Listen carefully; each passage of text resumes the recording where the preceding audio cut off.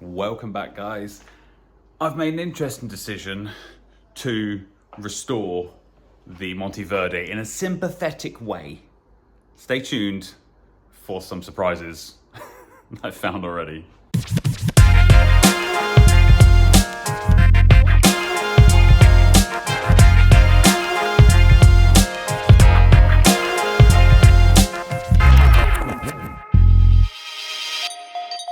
Hello and welcome.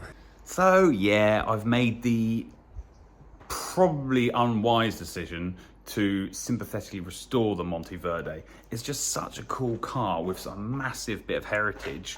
I just feel it deserves it. You know what I mean? Deserves it. So I've been messing around with it a little bit. I've been taking out the carpets, checking the floors, and we'll just go over that now to see what I've discovered. And there's some interesting things in this car that aren't on normal Range Rovers. And I will show you now. So, I had to take the headlining out because the rear tailgate, as you remember, is rusty as hell. So I've got a new used tailgate to go on there. Anyway, look at this. Full plastic mold, fiberglass mold for the headlining.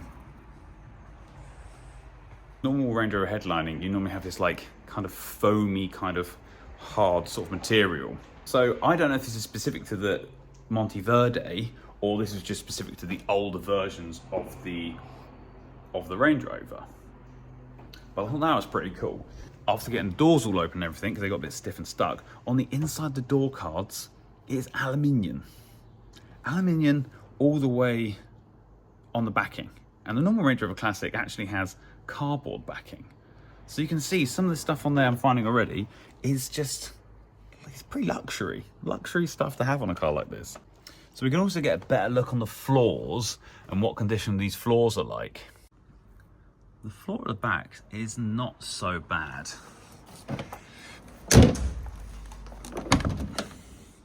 And the floor down here is actually okay too.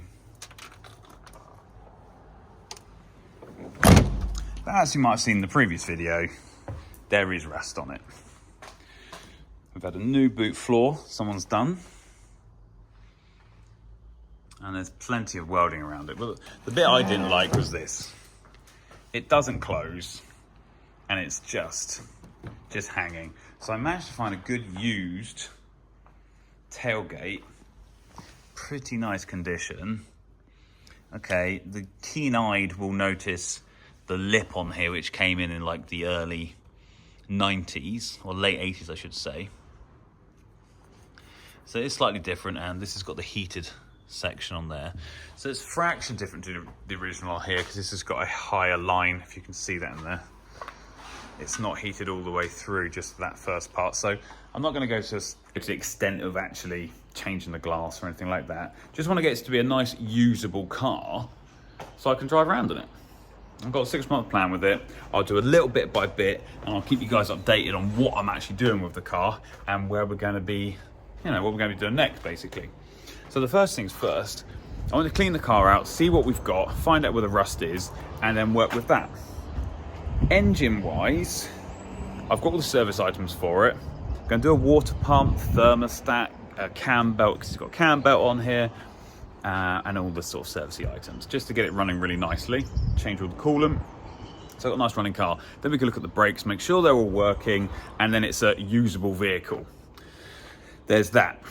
And we'll start looking at some of the rust, which is apparent, and it is here.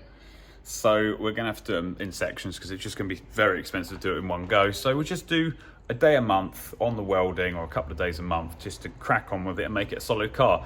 All the rails seem very solid under the car. The floors are solid, and it's got some good bits about it. More so than I originally thought when I first looked around the car. So looking at it now, I'm pretty happy with the condition. The more you look, the more you find.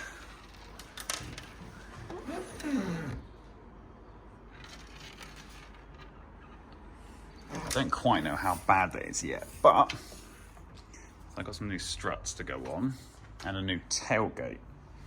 So I've got to take this off on the inside. Bolts either side on here, which hold on to the rear tailgate. just here and then there.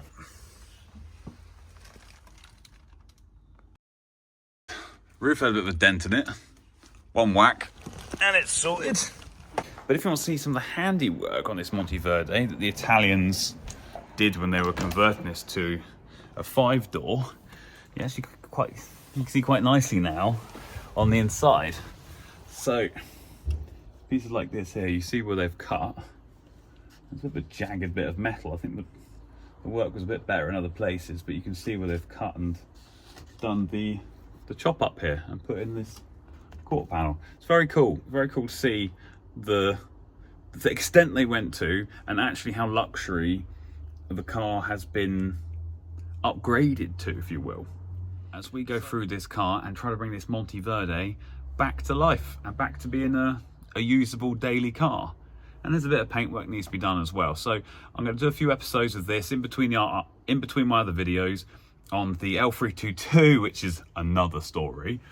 And yeah, so we're going to add in a few of these Monti Verdi videos and probably do like a 10-part series. And hopefully by the end of it, we'll have a decent driver. And now I've said it on YouTube, I've sort of got to do it now. I'm sort of pot committed, as they say in poker. So yeah, join me on the journey. And if you've got any advice, any handy tips, or if you've got some parts, I do need some parts for this car. Before I go, last one, has anyone got the fascia unit and heater for this an 82 or earlier Land Rover? I do need this part here. So the section which goes in there, I've got the controls in there, but I don't have this front piece, so I do need that.